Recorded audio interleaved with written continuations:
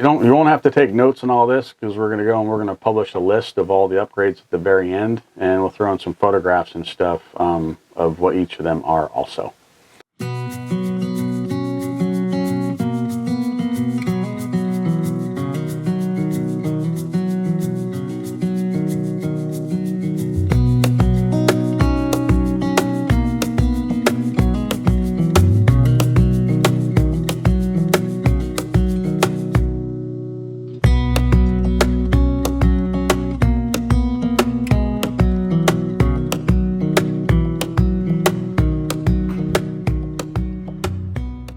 Thank you for tuning in to this episode of Down at the Dock Mod Edition.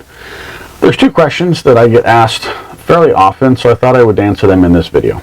Question one, what do you do for a living? And question two, could you please provide a list of the upgrades done to channel surfing? I'll also provide a bit of commentary as to why I chose each of these upgrades, and as a bonus, I'm also going to go over the upgrades that are planned on this year's winter project list. So as you probably figured out by now, I work on my own boat a lot. Electrical, mechanical, whatever. I spent a ton of time researching every project. And to give you some examples, I had Kevin at Premier Ceramic Custom Coating ceramic coat channel surfing. I chose to not ceramic coat my own boat. Next year, when it's time for bottom paint, I will be paying a shop to do that. When I hit the 500 hours on the Yamaha F300, channel surfing will be going to a Yamaha dealer.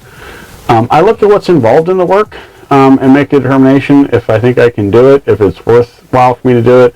Ceramic coating, I did not think that I could do a better job than what Kevin could do, and also the amount of labor that was involved in that was enormous. And I still work, I'm not retired, so I just didn't have the time and energy to be able to put into that, and I knew Kevin would do a better job. Bottom paint is going to fall under the exact same criteria, time intensive, and it's work that I've not done before.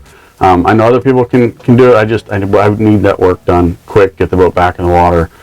At 500 hours, there's a couple of items on the Yamaha F300 that I've looked at with the service manual that are kind of beyond what a do-it-yourselfer would need. I look in the service manual what special tools you need, how easy or difficult the job is, right, to make my determination if it's something I can do. I spend a ton of time researching stuff to figure out whether it's worthwhile doing as a do-it-yourselfer, or if it's better to leave that to somebody that does it all the time, right? So a little bit about me. I was a mechanic in the U.S. Navy on submarines. I was in for a little over 8 years. I did 6.5 years at sea underway. I was decommissioning crew on the USS Tenosa. Went through the Panama Canal, crossed the equator on that boat on the only patrol I did on it, which was its final patrol before it went to decommissioning out of Bremerton. And then I spent the next 6-ish years on the USS Georgia out of Bangor, Washington. I worked on 3,000-pound hydraulic systems, 4,500-pound air systems, potable water, sanitary tanks, atmosphere control, oxygen generation, carbon dioxide removal, carbon monoxide removal, diesel engine maintenance. We ran the diesel. Basically, if it was mechanical on the boat and it didn't affect, and it wasn't propulsion, then I was responsible for it. Right. I also did a lot of QAI work, quality assurance work, because submarine, we like to say keep water out of the people tank. Otherwise, folks die. Right. Pretty important.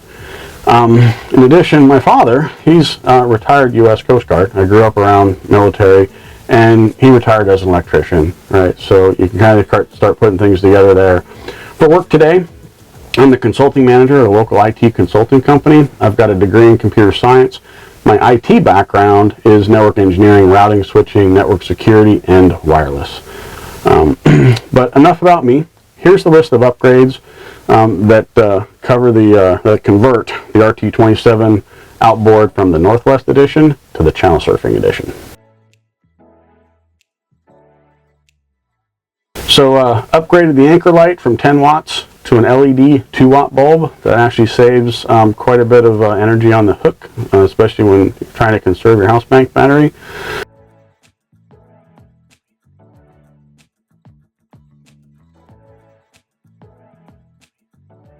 Added a battery monitor, right? That's like, you could have a compass that tells you what direction you're going, or a GPS that tells you right where you're at. reading the voltage is like a compass. Looking at a battery monitor is like the GPS position. It tells you exactly where you're at on your house bank, so you know how much longer you have before they go empty.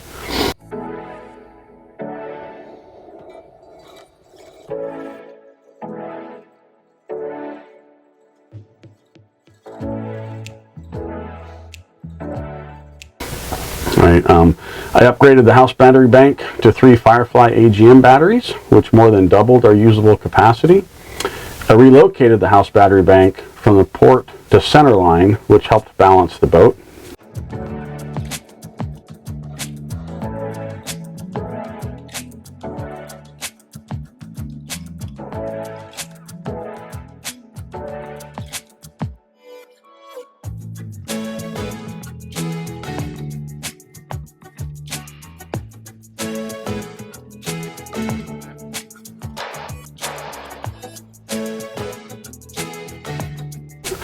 I installed a Victron Smart Battery Sense for all 3 battery banks. These were about, I want to say $20–25 a piece. I open up my phone and I can see the voltage on all 3 battery banks on the dock. Don't even have to get on the boat to see that. In addition, the Smart Battery Sense for the house bank pairs with the solar controller that was upgraded, so that the solar actually is temperature and voltage regulated. The solar controller knows exactly what the battery voltage is and the temperature of it, which helps charge the batteries correctly.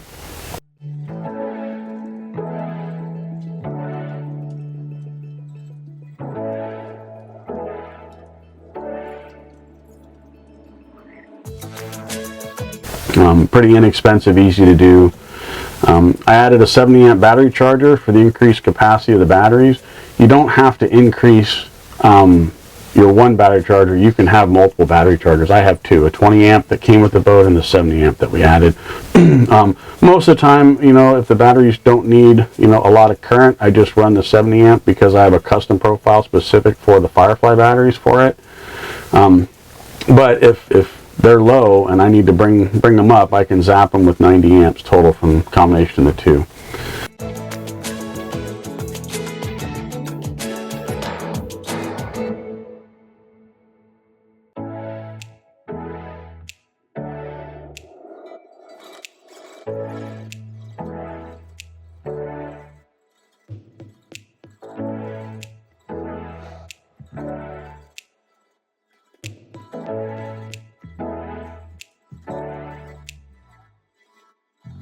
It's okay to have more than one battery charger. If you think about it, the boat comes from the factory default with an engine that charges the battery, solar that charges the battery, and shore power on the battery charger, and you could run all 3 at the same time to speed up charging those batteries.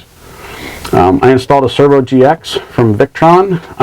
That gives me visibility into all the electronics, or all the electrical. It ties the solar charger with the battery monitor with the battery charger all together, and then puts it up at a display up on the Garmin chart plotter for me to see while I'm driving.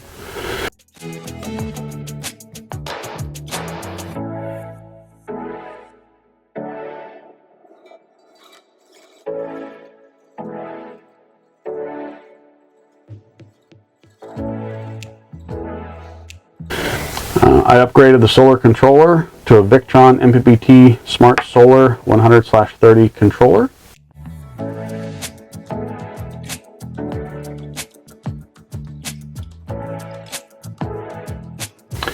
I upgraded to 400 watts of solar.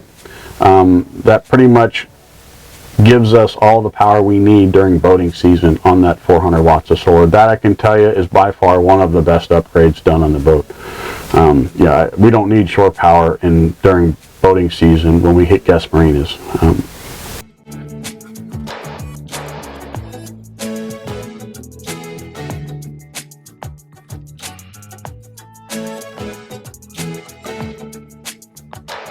Alright, so for mounting the solar panels, I found these really cool clamshell mounts. They're stainless steel. Get one bolt, clamps around a 1-inch bar. They also make these for 7-inch. They make them for 1 1/4. We have 1-inch bars everywhere. So this just clamps around the 1-inch roof rack that's already up there.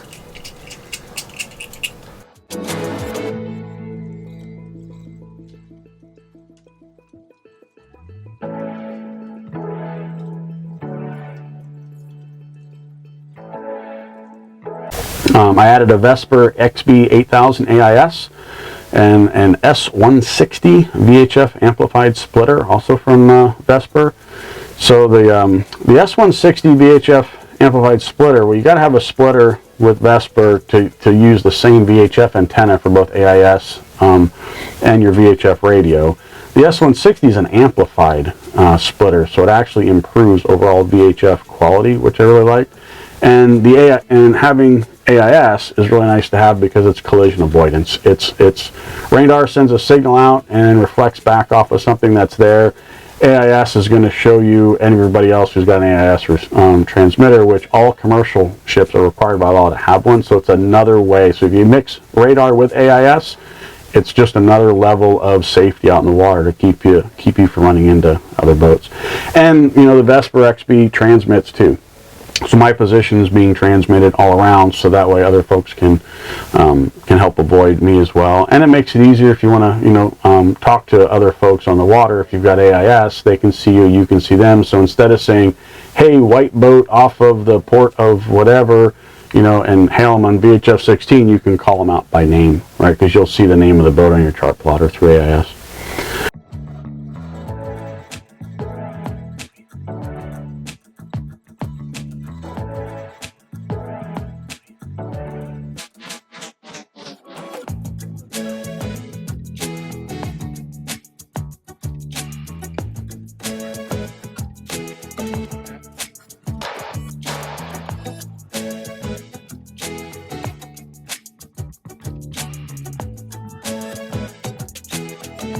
I added a Garmin GXM 54XM weather antenna. This lets me receive weather directly onto the Garmin chart plotter. It's not windy. It's not. It's not going to be near the amount of data and accuracy that you would get if you have your phone with the plethora of weather apps that are available on it. But if you're in a spot that you don't have LTE, you got nothing, right? The XM54 weather antenna is going to at least show you wind direction and give you some forecasts and small craft advisory alerts and stuff.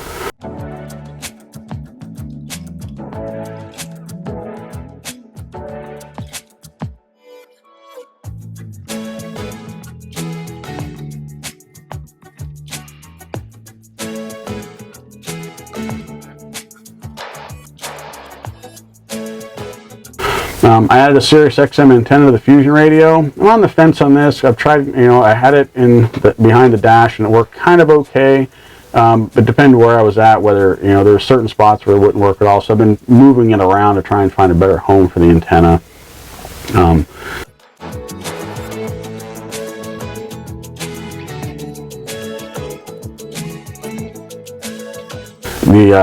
Obviously the GXM 54 XM weather antenna also can stream Sirius XM music, but you have to run that through the chart plotter. The chart plotter pulls 20 watts. I don't want to give up 20 watts listening to radio. I'd rather give up 6 watts with just the radio on. So that's why I really want XM off the Fusion radio. Upgraded to a Arachnid 10 anchor. This was a huge upgrade over the Bruce Lumar anchor that came with the boat. That Arachnid anchor is really sticky. It sets almost immediately. I've never had the thing drag, not even setting it if I had not had it drag.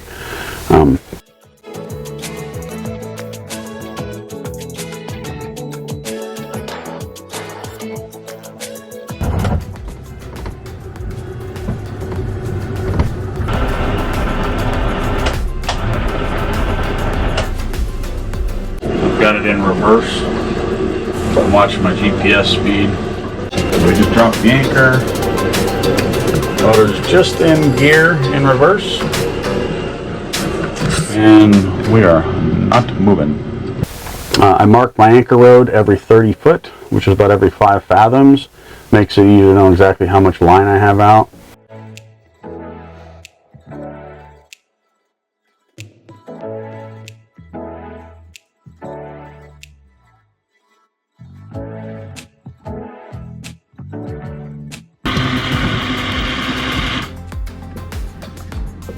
Here comes marking number 1, which means I have 30 foot left.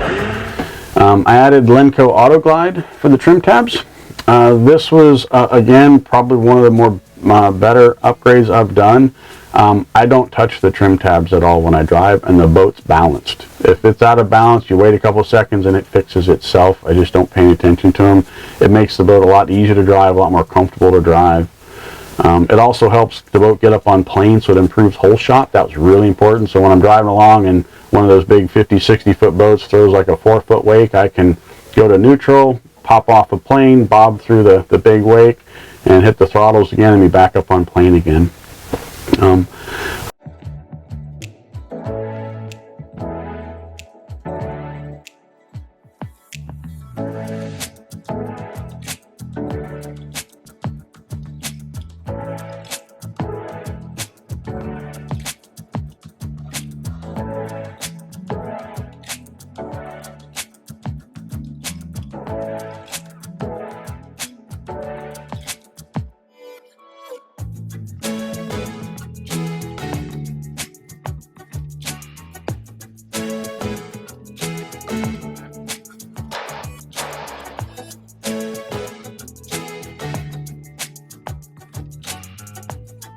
I upgraded to the smart plug for shore power. I recommend everybody do this. It's not that expensive of an upgrade. It's an easier plug to connect to shore power instead of a little twist collar, and especially going into the wintertime. A lot of boat fires happen in the wintertime. People plug in electric heaters and stuff, and it's usually from a faulty shore power connection. You know, if that twist lock cable that's there, it's so easy for it to not be twisted and you don't get a good connection, then it'll generate heat, and eventually it could lead to a fire. And the smart plug solves all of those problems.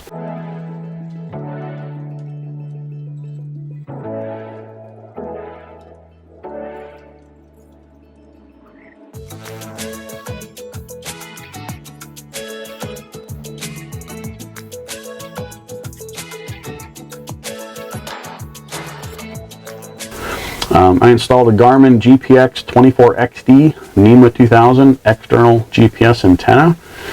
This is pretty cool. The boat did not come with an external GPS antenna, so the chart plotter uses the built-in antenna.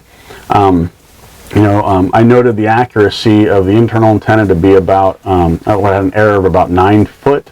With the 24XD antenna installed, it drops it to 3. So call it 3 times better accuracy.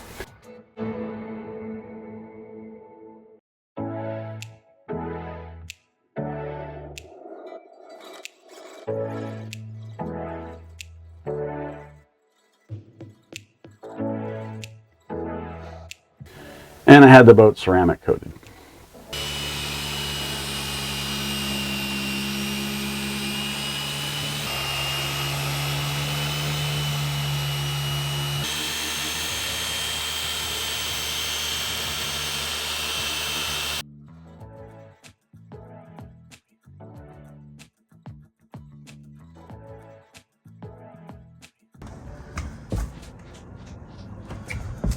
Lean on this side of the boat. Here's the water.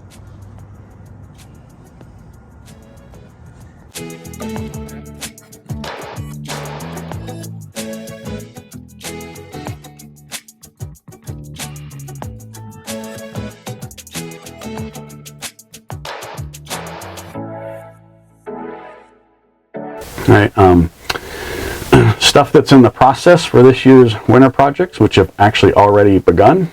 Right, so the first one on the list is provide internet for the boat. I'm not retired, so I work from the boat as often as I can. That means I have to have good internet when I'm on the boat. So I've spent a lot of time this last summer out to the San Juans and all looking at LTE signal coverage areas, AT&T, T-Mobile. I've got a Peplink Max BR Pro 5G LTE router with an external antenna, which is a Peplink Mobility 42G high gain external antenna that I'll be adding. This will be a video all in of itself, but it is going to fix my internet problem on the boat, guaranteed.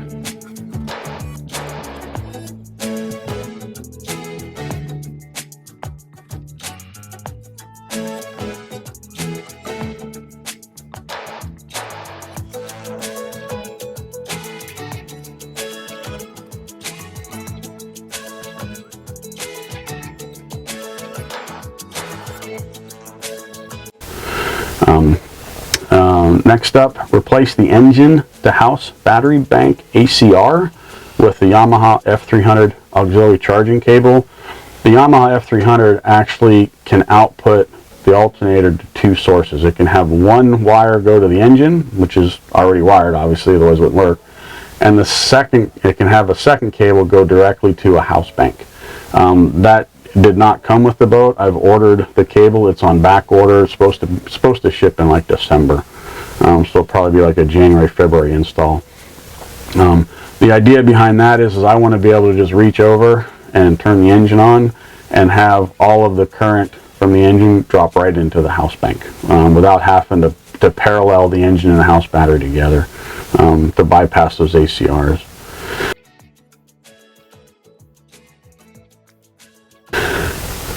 Next up, replace the house to thruster battery bank ACR with a 12 volt DC to DC charger. This is just to isolate all three battery banks so that they're all independent, that they all operate independent of each other.